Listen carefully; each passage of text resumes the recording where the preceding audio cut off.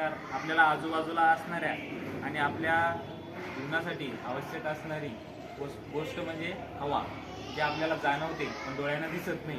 त्याची वेगवेगळी उदाहरणं या चौथीच्या हवा या पाठामध्ये दिलेले आहे. या ठिकाणी आपल्याला एक प्रयोग दिलेला आहे. इथे आपली पाण्याची टाकी आहे आणि एक रिकामं भांडं आहे. याच्यामध्ये आपल्याला हे भांडं रिकामं दिसतं, म्हणजे जी बरणी ही रिकामी दिसती, पण याच्यामध्ये हवा आहे. हे आपण एका प्रयोगाच्या माध्यमातून आज सिद्ध करून पाहणार आहे.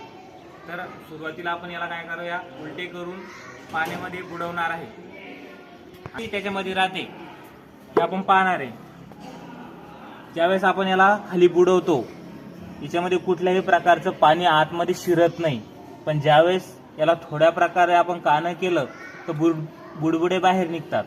बुडबुडे बाहेर निघणं म्हणजेच काय, तर हवा बाहेर निघणं आणि त्या हवेची जागा पाण्यानं घेणं. म्हणजे आता याच्यामध्ये पूर्ण प्रकारे पाणी साठलेलं आहे.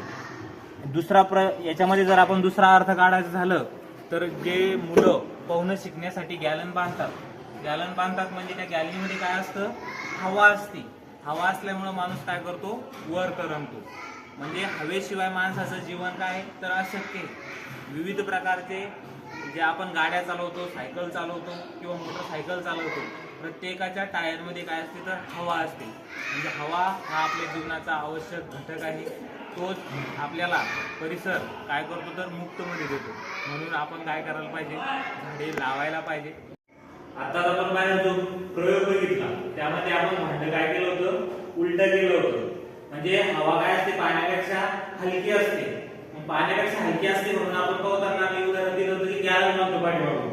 मग गॅलन बांधल्यामुळे काय होतं, पाण्यापेक्षा हवा हलकी म्हणून आपण वर तरंगतो. ज्यावेळेस भांडं आपण डुबवलं आणि हवेतून काय निघले, वर बुडबुडे निघले. म्हणजे हवा हलकी होती म्हणून ते बुडबुडे वर आले, निघून आले आणि भांडं काय झालं, मग भरल्यानंतर ते डुबून झालं, म्हणजे खाली जातं.